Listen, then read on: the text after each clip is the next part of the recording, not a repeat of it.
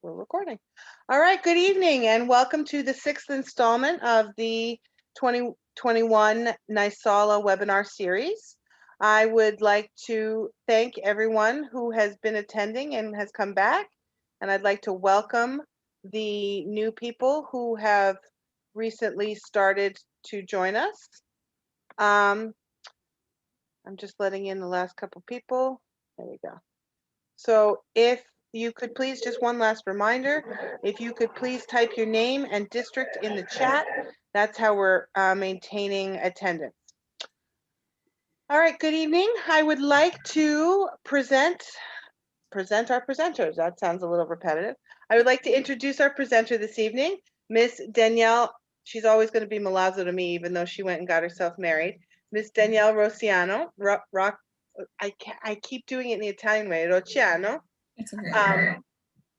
Danielle is the ITRT, the Instructional Technology Resource Teacher in our district. And she has been simply amazing for my department. She always was. She's taught us so many things beforehand, but in this era of hybrid learning and all the new technology that has brought along, and our district transferring over to becoming, we used to be on a server called Moodle, which was not necessarily user-friendly. And in the last couple of years, we've transferred over to Google Classrooms and Google Drives. And she's really been,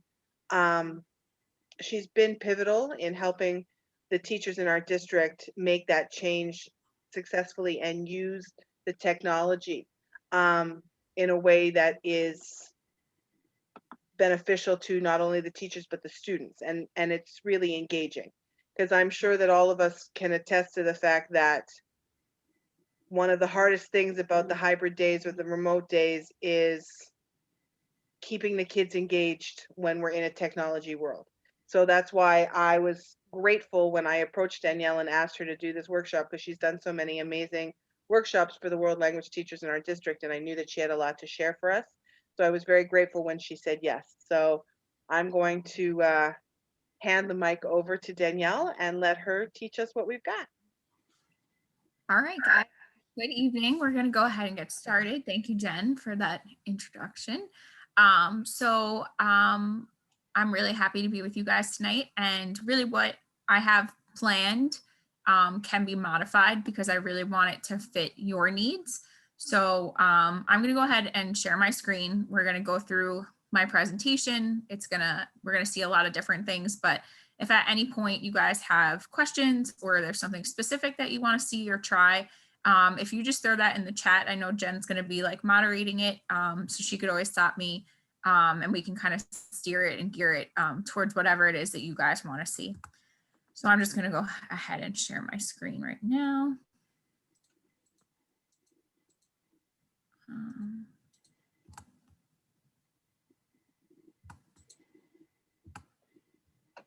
Okay.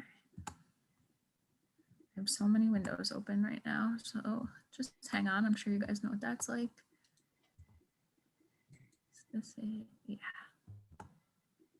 Okay. We're just gonna go back. So this is what I did was I put together a Google Classroom that's gonna have some of the resources. It's on my personal account. So if you guys have a personal Gmail account and you want to join, that's the class code there. It's NJVPR. Danielle, I just want to stop you for a second because it just says you started sharing the screen, but we can't see the slide yet. Oh, yeah. You can't see it. All right, let's see. Let me try again. I was able to see it. Oh, you were? Okay. Yep. Oh, yep. you were. Oh, you guys are seeing it? Okay, great. Yeah, I see it too. Okay, perfect. Okay, that's odd. I can't. That's weird. Okay. No, Can Danielle, everybody see it now? Danielle, we see your slides, but kind you have to minimize the zoom because we see just exactly little bits more. Okay, let's see. If you do command minus, we will see the monitor better.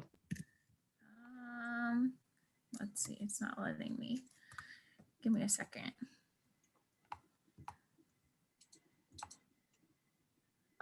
Do you guys just want me to keep it not in presentation mode? Is that better? That works. Okay. I know some people that's like their pet peeve, so I don't want to upset anyone.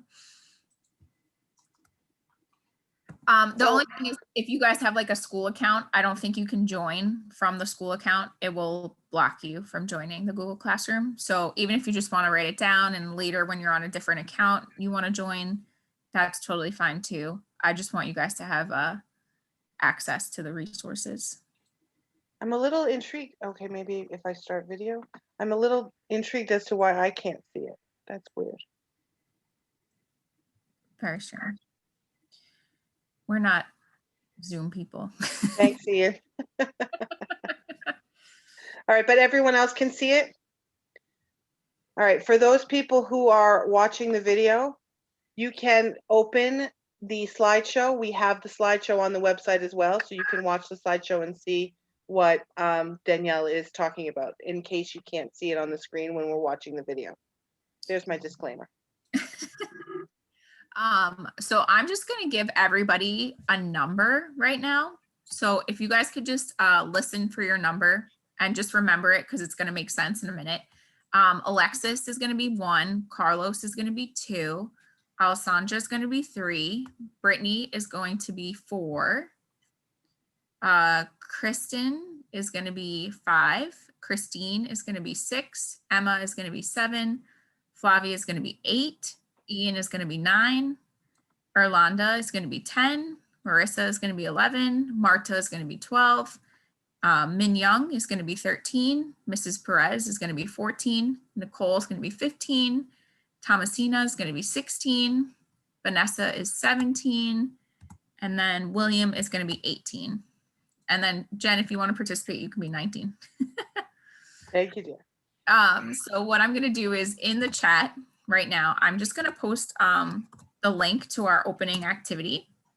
So when you open up that presentation, you guys should all have editing access. And whatever your number is, I want you guys to go to that slide. And that's going to be your slide in our opening activity.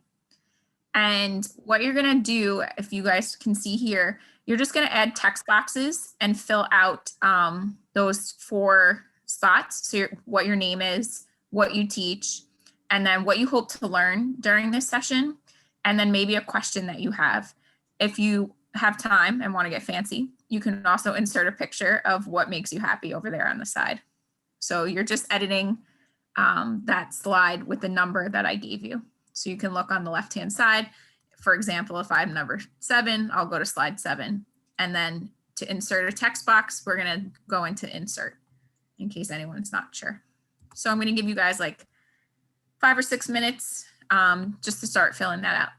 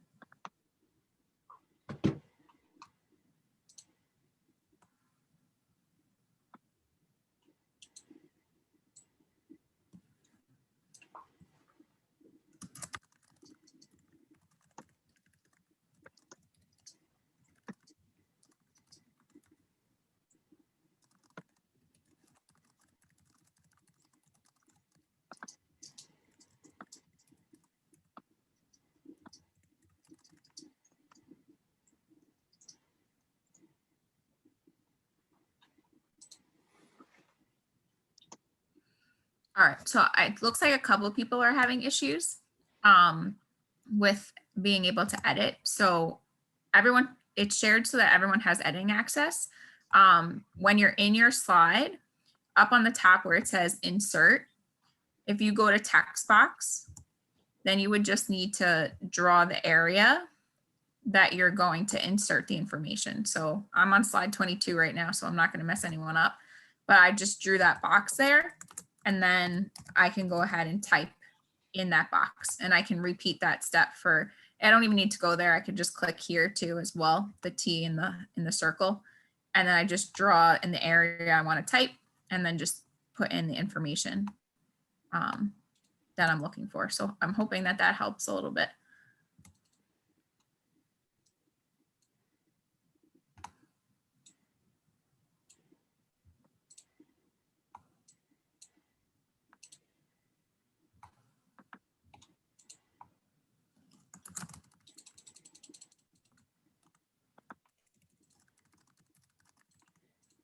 Oh, Carlos, I like Carlos.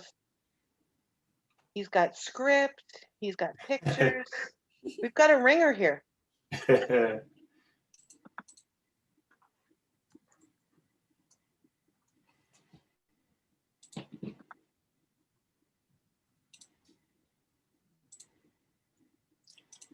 Oh, Brittany, I agree.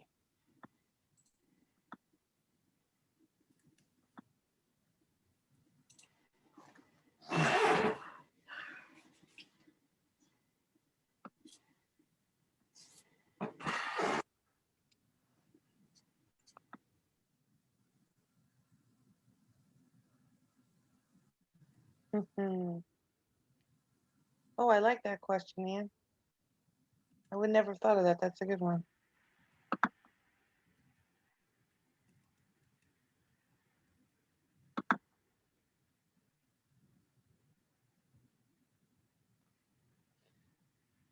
Danielle, do we use Schoolology at school? We No, don't, right? I didn't think so. no. We looked at it when we were potentially switching from Moodle. Hmm.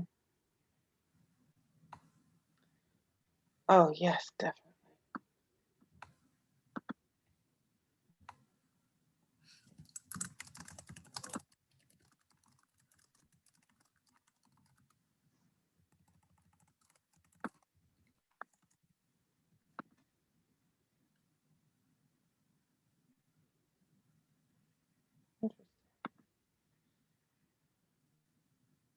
I'm excited to see how we progress with these because you guys have some really great questions.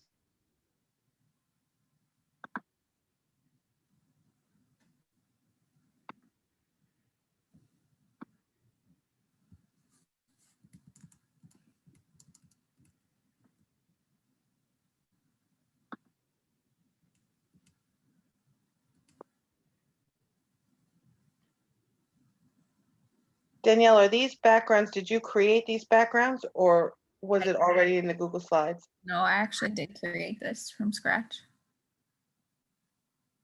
which I can show how to do.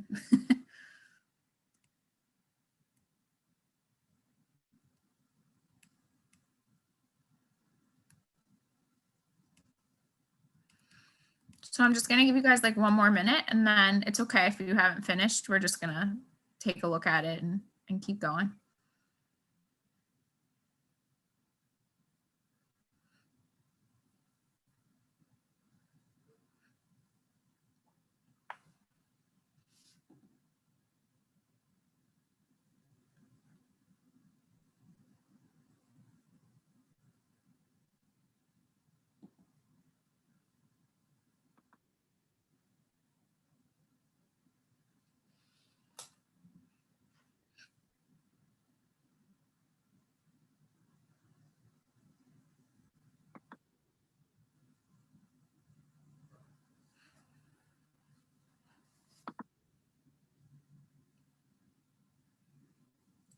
All right, so I'm just kind of scrolling through as you guys have been creating, just to see what you've put down. And this activity is something that I had seen before used in a different way. And what's cool about it is that everybody has like their own little space to work.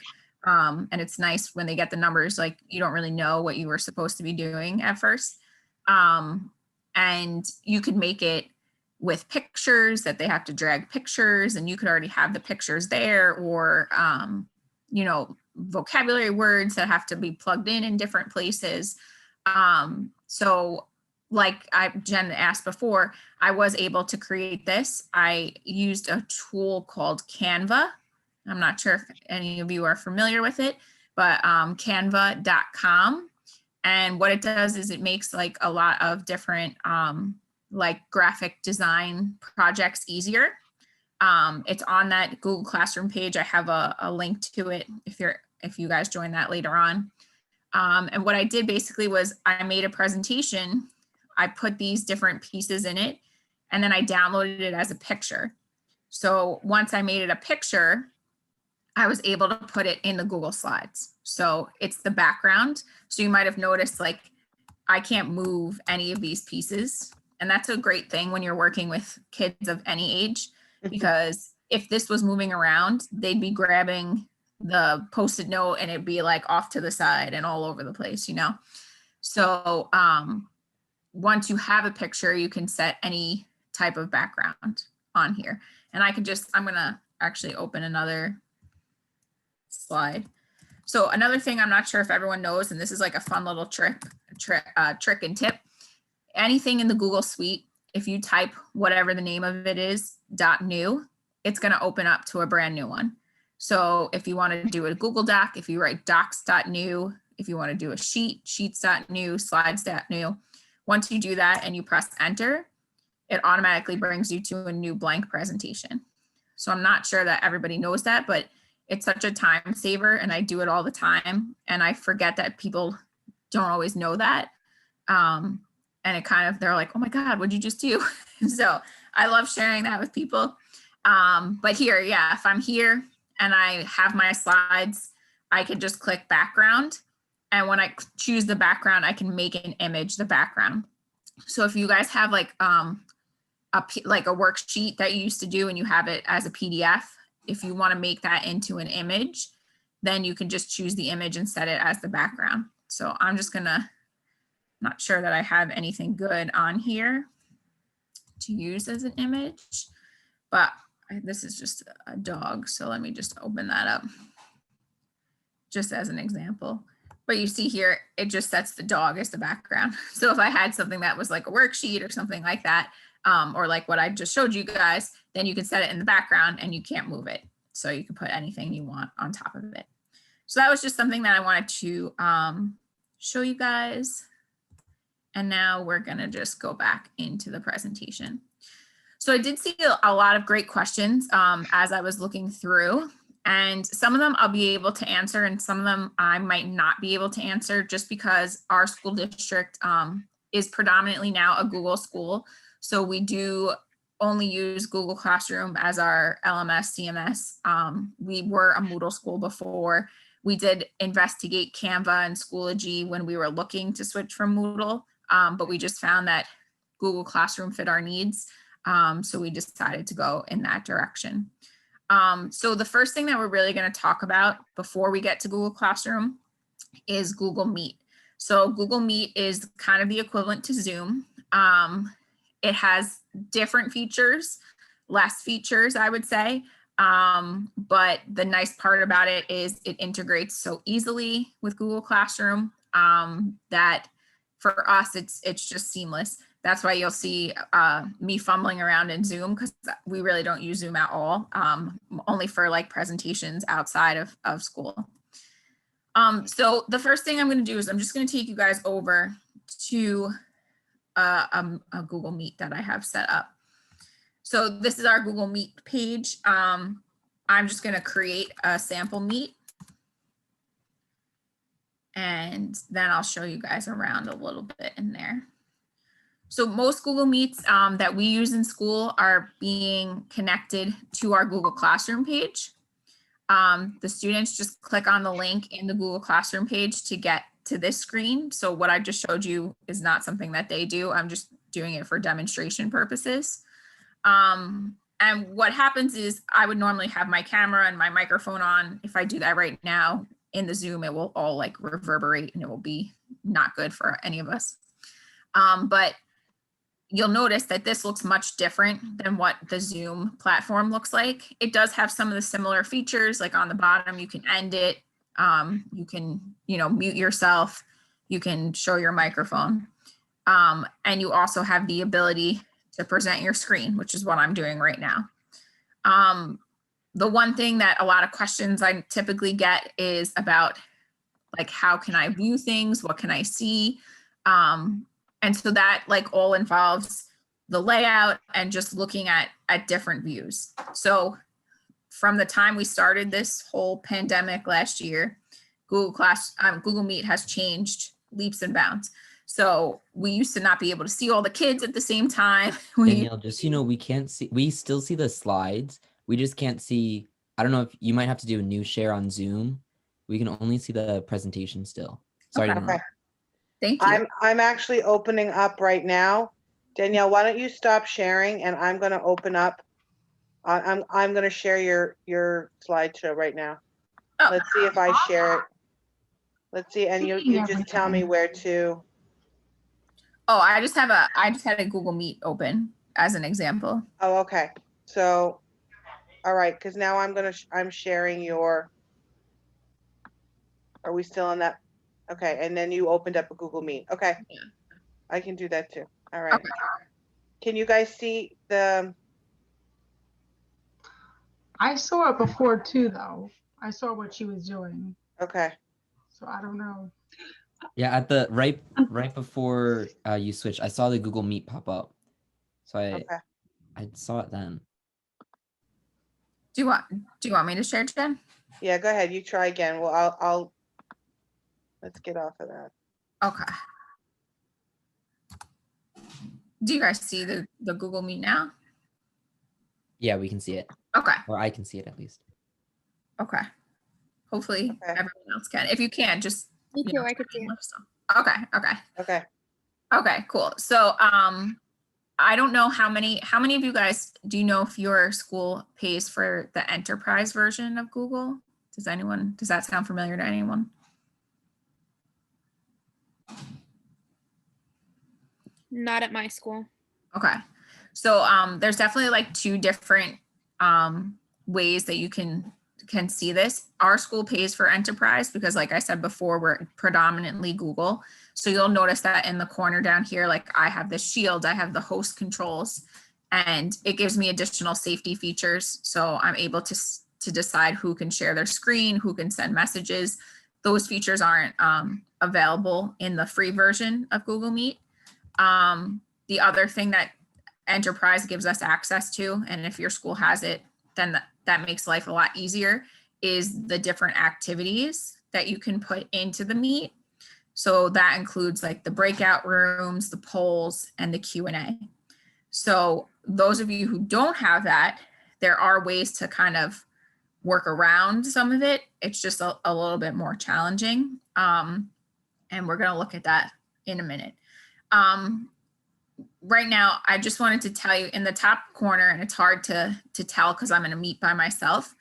I know that not everybody has noticed those little icons. If you use Google Meet, the one on the left is a push pin. So that means you're pinning yourself to the screen.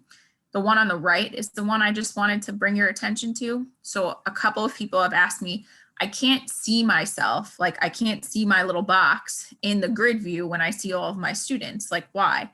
And all they need to do is actually just click that button and they'll see themselves in the whole grid view. And it just kind of like changes perspective. I don't know about you guys, but I always like to watch myself as I'm in my little box. I don't like to be blind and not know what I look like in the box.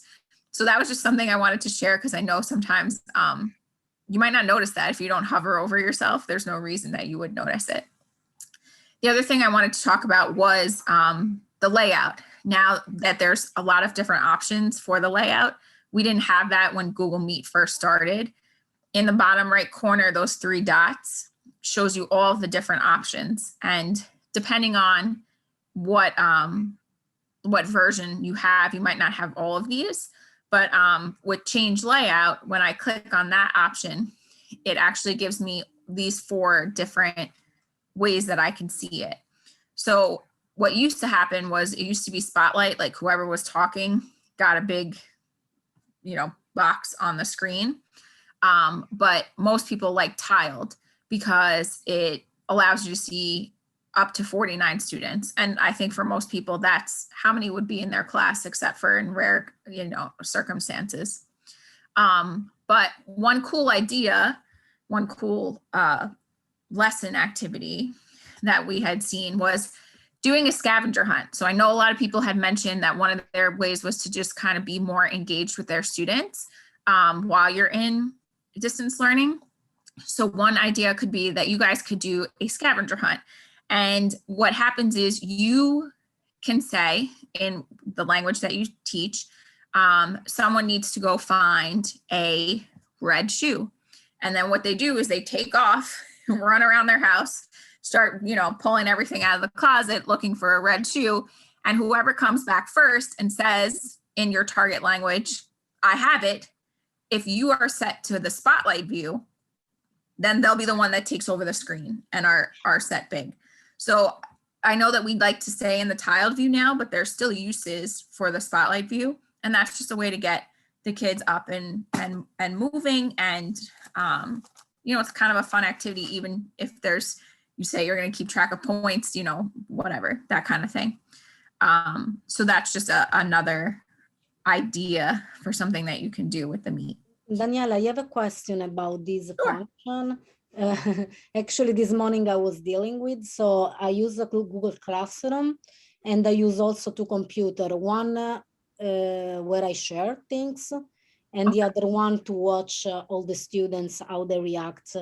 The one I use just to watch the students, even if I do tiled, so I can see every one of them and the number of people. So I was make sure I had the good amount of people. I can see my sharing screen. So only a part of student. There is a way how on my second computer, so from one account, we can just see students with no sharing screen. Yeah. So one of the tricks that I have learned about that is actually joining yourself again from that second screen. So not the one that you're presenting on. You have the other one where you're watching the students, but also joining again from like another window as a participant will let you also see more. It's like a new thing that they're trying. Yeah.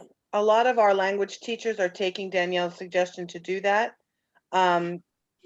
We're very blessed in our district that every teacher has been given a laptop, and then there's desktops in the classroom. So they're using the desktop to present, and then they're using the laptop so that they can have it next to them so that they can still see all the kids' faces. The only bonus our teachers are saying to having the kids remote is because they don't have to wear their masks when they're home alone. So it's an opportunity for us to actually see their mouths moving and see them formulating the words. Whereas when they're in class, sometimes, they're hiding behind that mask. So we have started using that suggestion of logging in 2 different places so that we can see their faces while we're still presenting. Yeah, I sign in with the same account on different devices. You are suggesting me to have another account? Yes. So not the No, same. not even another account. You can sign in twice. It'll allow you to sign in twice with your same account.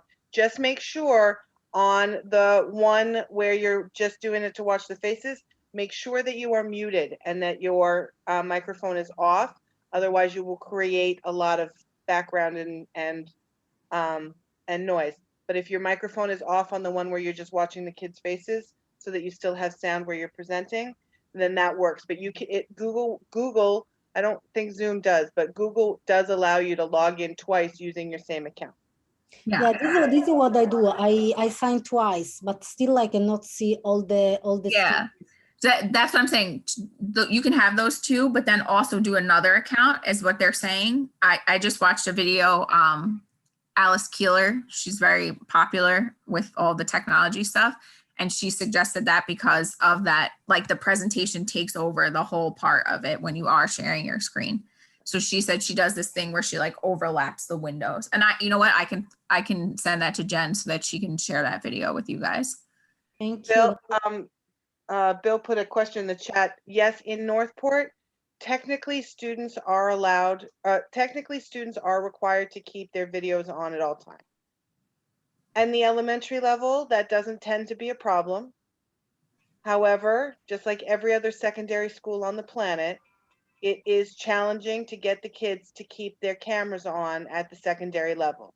So just as I'm sure those of you who are teaching in that environment, we are trying to find new ways to get them to turn on the cameras for at least part of it. You know, there are reasons for kids not to have their cameras on. There are kids who are embarrassed about their living situation. They don't want people to see it, or maybe it's not quiet where they live, so they don't want to put their mic on. You know, so we're trying to find ways around that so that we can still get the kids to engage. And those one of the things that I took to Danielle, where she came up with these ideas of the scavenger hunt.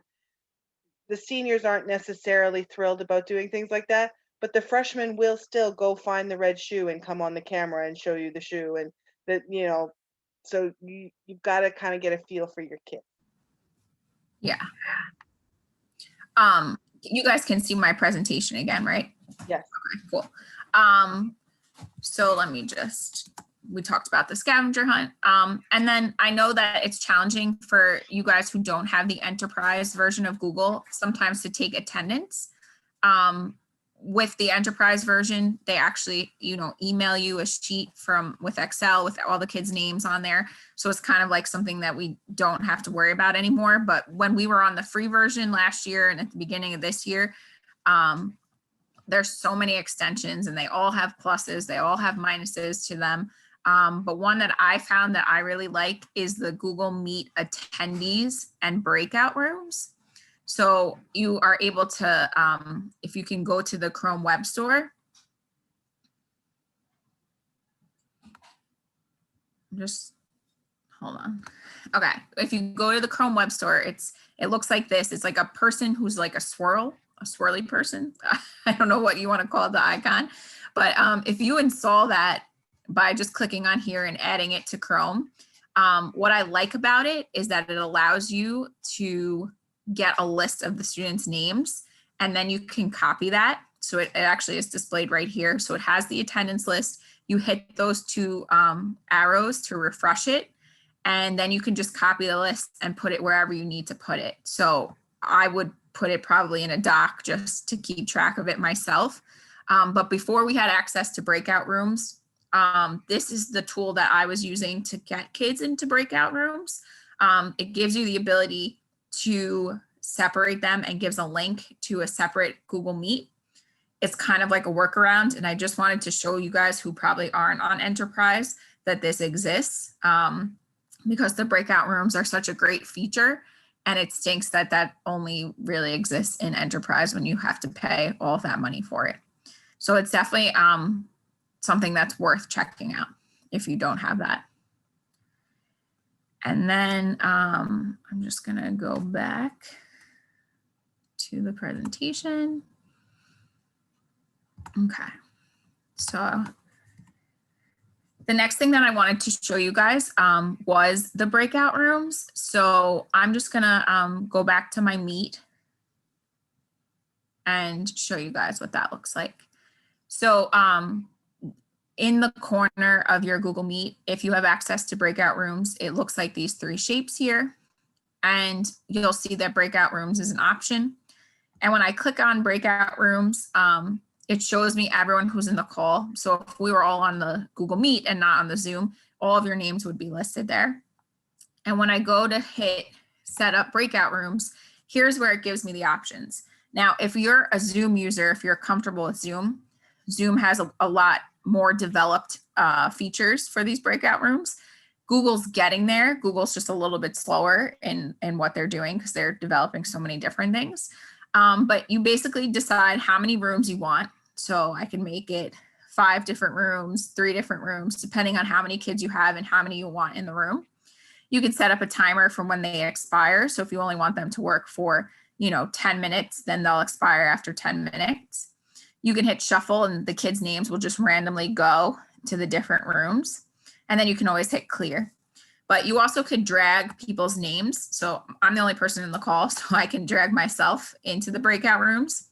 It does involve some setup. There's going to be some downtime because you can't do this in advance, which is a drawback of the breakout rooms. It is the feature that's coming during 2021. It just hasn't been released yet. But once you have the rooms situated the way that you want them, you go ahead and hit open rooms. The kids get a notification on their screen to join into those rooms.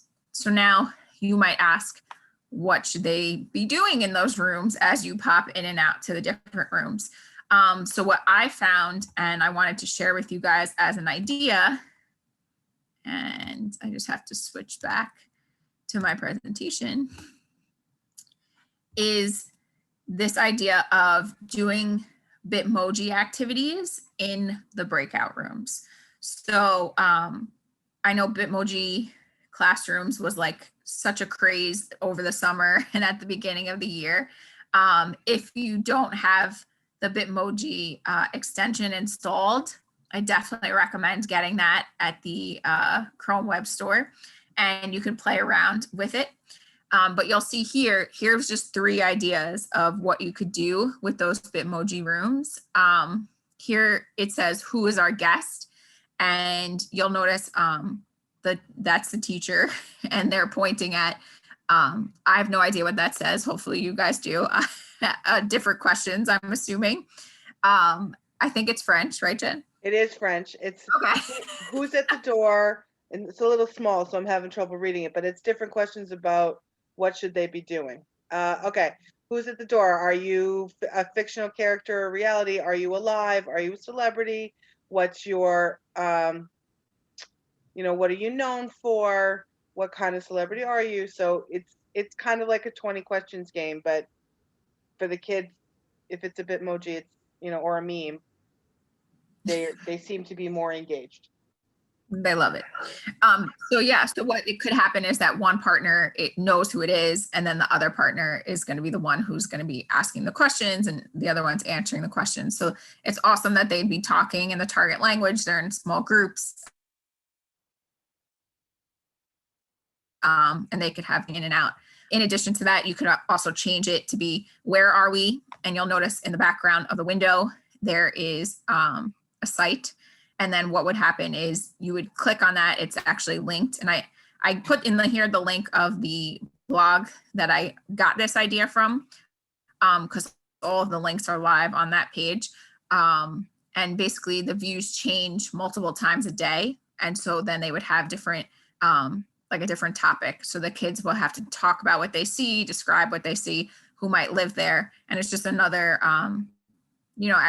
opportunity for them to practice the language and be speaking, which it's also I know is important for you guys. Way to introduce the culture, because you just choose pictures from different authentic places in your language of choice.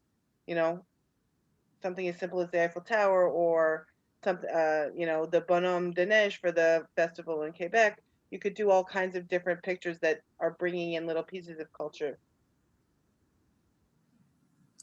And then the last option is what's in the box. So you pop a box into your Bitmoji area. And again, the students have to kind of ask questions to figure out what's in the box.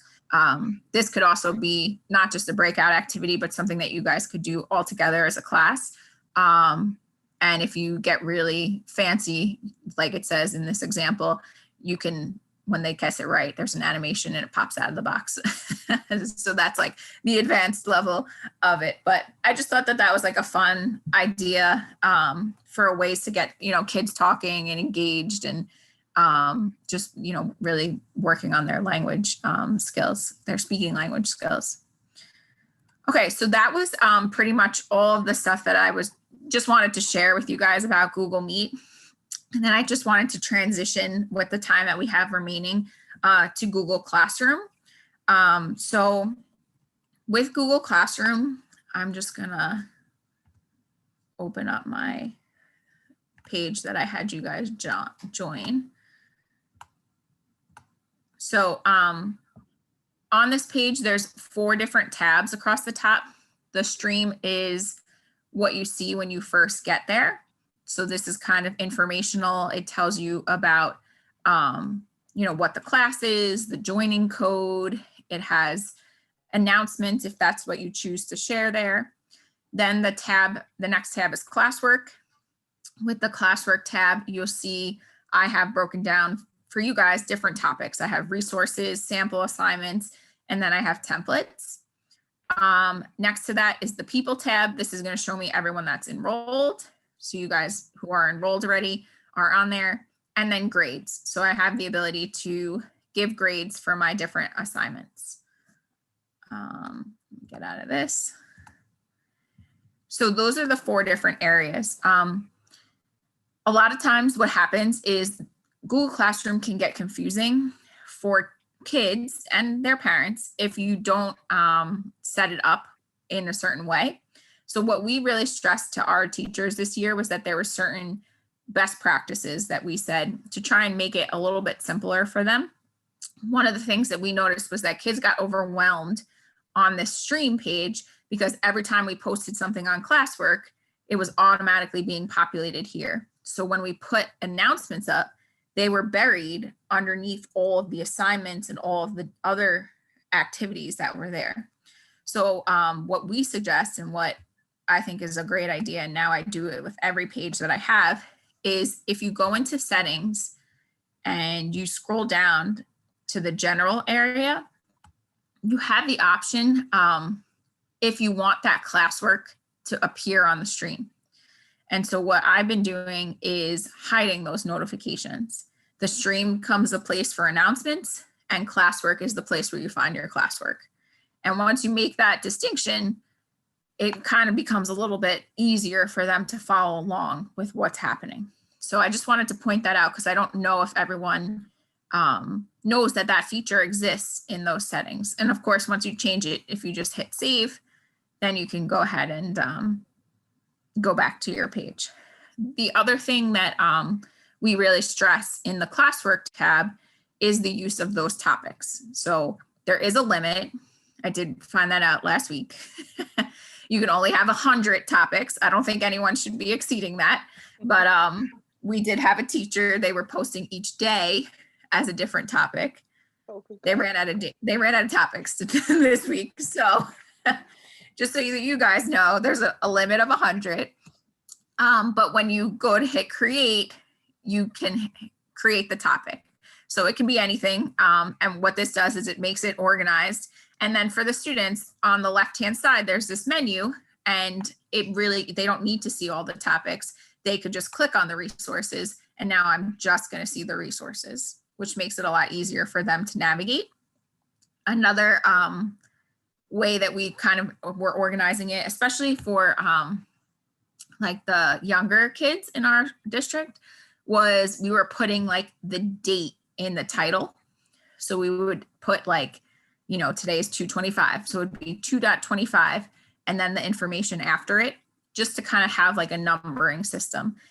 We also were doing that for the like upper grades with the units. So if this was unit 1, we would only number the assignments. So it would be like 1A and Canva would be like 1B, so that they just knew that they had to look at those for assignments, because the classifications is hard. They do have different symbols, but if you don't teach the kids the different symbols, then they're not really going to know. We also stress using assignments for things that have due dates, even if it's not going to be something that's turned in.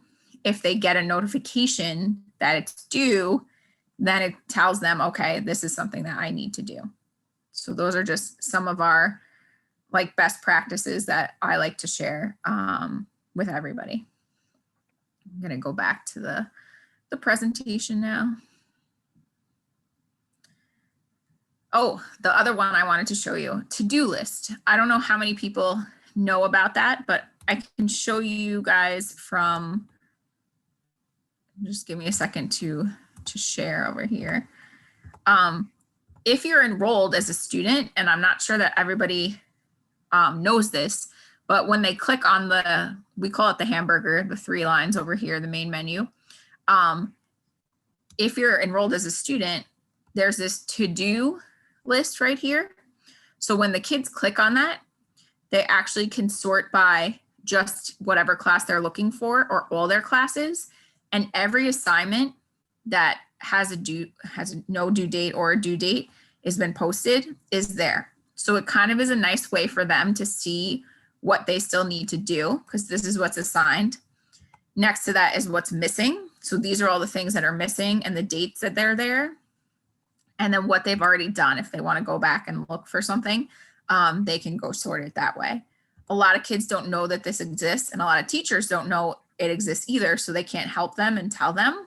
So I always love to show in that main menu, you can just ignore all the classes that I'm in here. And the ones I'm enrolled in as a student, you just click on the to-do list to see them. So that was something I also just wanted to point out to you guys. Okay.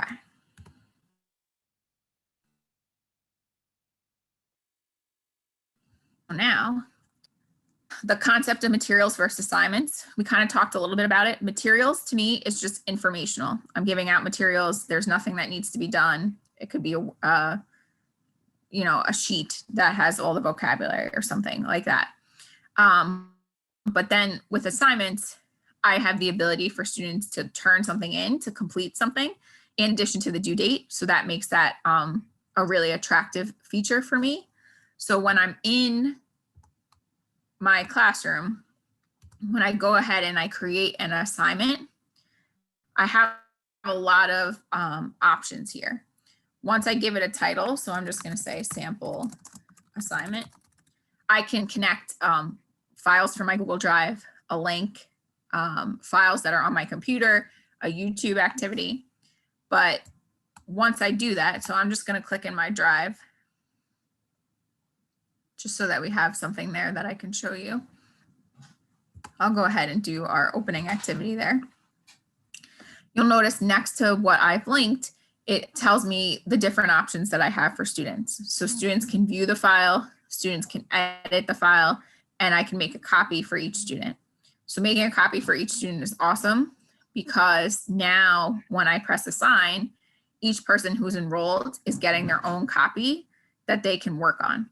It automatically puts their name on it, so I don't have to struggle to figure out who did it.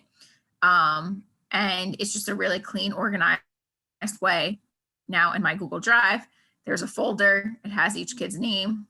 In my Google Classroom page, I can go back and look and see how many people are assigned to it, who's turned it in, who hasn't turned it in. So for those of you who are not familiar with Google Classroom and would be using it for the first time, that is a key and important feature for the assignments. I just wanted to point that out to you guys.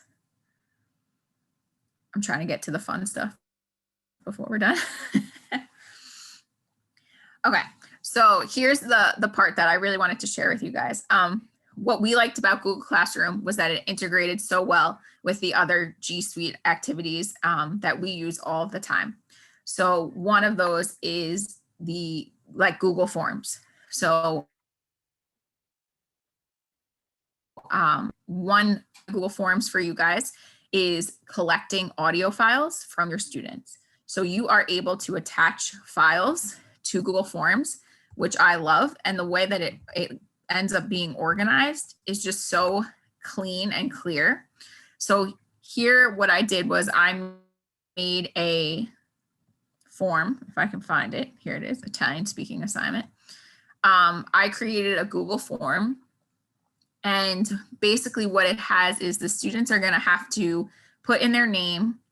And then this is the prompt that they need to speak about. So you could give them, a time frame that they have to talk for. So say they need to record themselves for 30 seconds. What they do is they do that. It could be on their phone. It could be on their computer. But once they have the file, they just go ahead and click add file, select it from their phone, from their computer, their Chromebook, whatever it is that they use, iPad, and then they just go ahead and submit it. for you guys, what you're going to get is a Google Sheet, and it's going to have every kid's name and the link to all of the files. So you can just go ahead and click from each of them right on down. So that was something that I wanted to share. If you're not familiar with Google Forms, like I said before, if you are signed into Google, it's forms.new. And this is one of my favorite G Suite applications because I feel like it walks you through it. You just have to put information where that says untitled. So you could add the name to the form, you could add the questions, and then you have that menu on the right-hand side to change and add more questions. There's tons of types of questions. What I did before was file upload. So if you select that question, it actually gives you a lot of options. You could do the same thing with videos. You can specify the type of file that you're adding, how many files that you need them to submit, the size of them. So if you have a school account, the 10 gigabytes is available. You could also change the amount that's being received to 1 terabyte. So bigger is better in these cases, especially with audio and video visual files. They're always a little bit bigger. So I just wanted to point that out to you guys as a potential way that you guys can collect that information. The next one is the Magic Squares activity. So my Magic Squares, here they are. So this goes back to Google Slides, like I had showed you guys in the opening activity, when you make something a background. So this right now is just a picture. If I was to assign this to the students, they could move it all around, which is not really the best. But if I was to make it as a background, now what I could do is I could, before I share it with my students, I could enter text boxes here. And now when they open the file and I assign it to them, they make a copy for each student. Now the students can pick from here and put in the number. So it's almost like a matching game, but it's a very visual slides version of the matching game. And I think this is a great way to work on. Here it has vocabulary, and here I'm thinking this is conjugation of terms. Correct. Yay. So I just wanted to show different possibilities that you might not have thought of that you could put into the Google Slides. Let me go back. My last one was Instagram slide templates. So this is on the, if you guys want to make a copy of it, it's going to force make a copy. But this is another way, more for writing for your students. Same thing in the slides. They could enter photos here, and then they could describe their photo here. So you could have them writing in your target language about a photo. We always try and like to be, in touch with reality. Instagram's a huge thing. You could change this and make it like Snapchat or whatever it is that you want it to be. But I wanted to just provide that for you guys, and distributing it through Google Classroom is awesome and easy, especially with that make a copy for each student. Same thing with my opening activity. If you guys wanted to assign something like that for homework to the students, then you could just give them a slide that they're going to work on. So I know I'm running out of time. So I'm rushing and here at the end. The final thing I wanted to share with you guys is, like I said before, Google's working on a whole bunch of things that are coming in 2021. So for Google Meets right now, you can only have one person be the moderator. That's where, Zoom is better for right now, but you will be able to have multiple moderators later on in this year. The virtual meeting rosters, you can create your meet link through your classroom and restrict the attendance to only the kids on your roster. So we had like a lot of issues with like meet bombing, Zoom bombing, other kids joining in just to be funny. And that's going to be taken away. And then the breakout rooms, like I was saying before, it's annoying that you have to set them up in the moment, but they are going to have them be scheduled so you can create them in advance, and then you could just open up your breakout rooms. They also are going to have remove all, mute all, mic lock, and some new reactions. So that's going to be awesome. The other one I just wanted to look at and you guys have this, I have this in the presentation, so you have access to it, is the Google Classroom updates. They're going to be making more editing features. Photo submissions are going to be made easier. Engagement tracking, so like who's clicking on what and what they're participating in. Some more add-ons. The grading system is going to improve, and some of these other ones are a little technical that you don't really need to worry about, but the integration with Google Meet is also going to improve. So I talked the whole time. I'm really sorry. I thought I would get you guys to participate more, but an hour goes by so fast. So I'll stay on and answer any questions that anybody may have.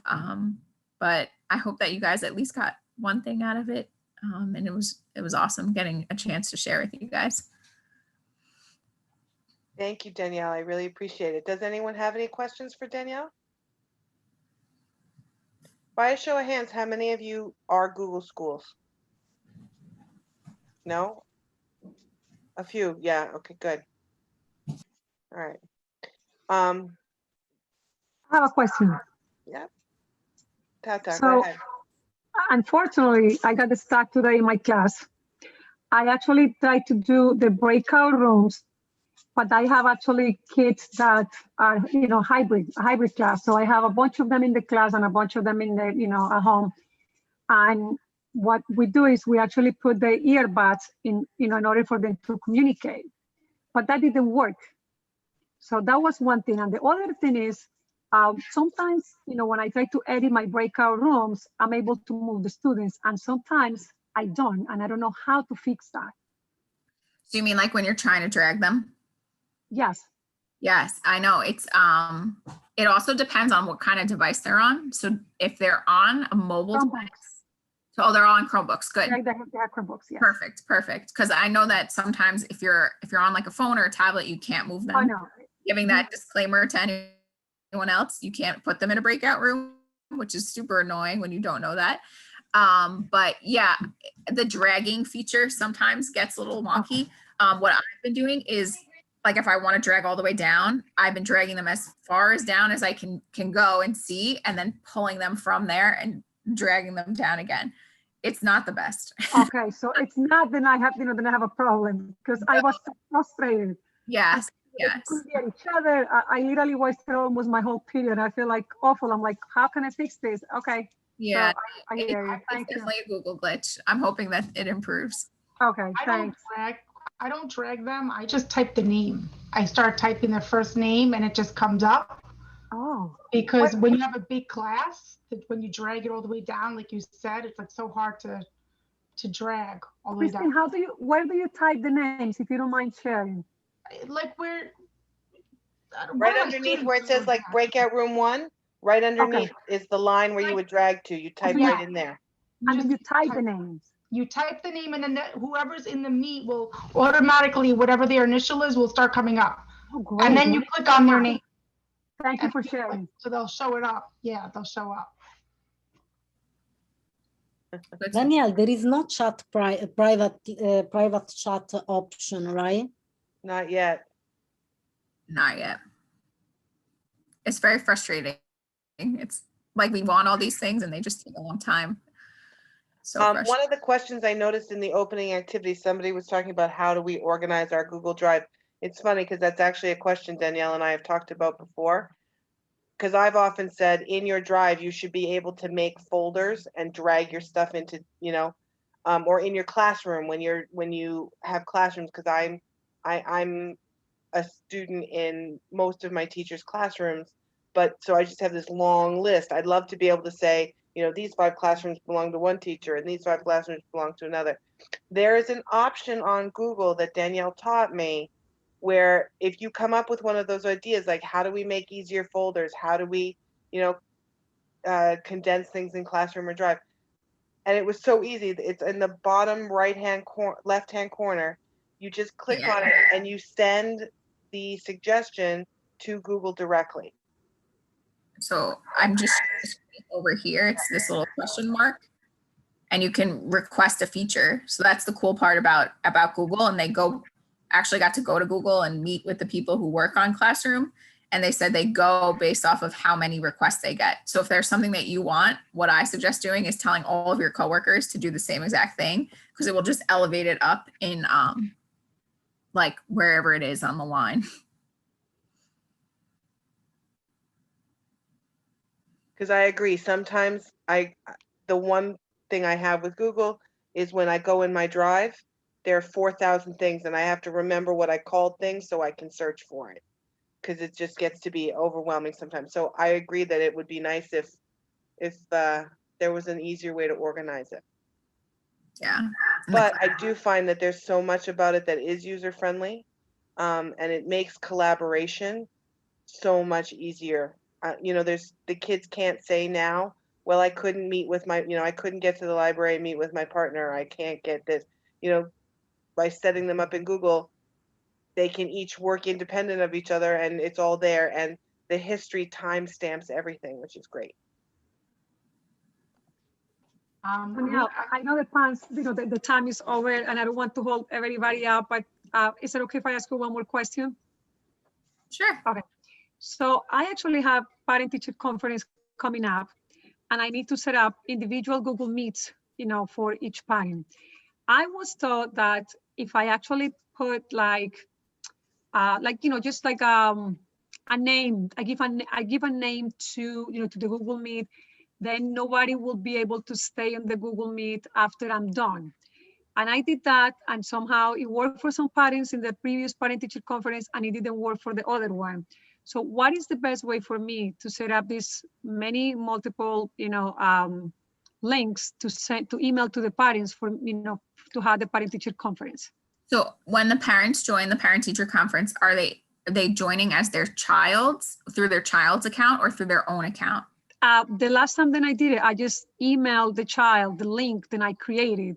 But some of the links, they expire. Some of the parents told me that the link expired by the next day, when it was a parent-teacher conference. So I don't want to go through the same thing this time. So I was hoping that you have an idea. What I would do is I would go to my Google Calendar, and in the Google Calendar for each time slot, I would create, like with the parent's name as the name, and then you can insert a Google Meet link, and then you can send that link to them, and that would be a static link.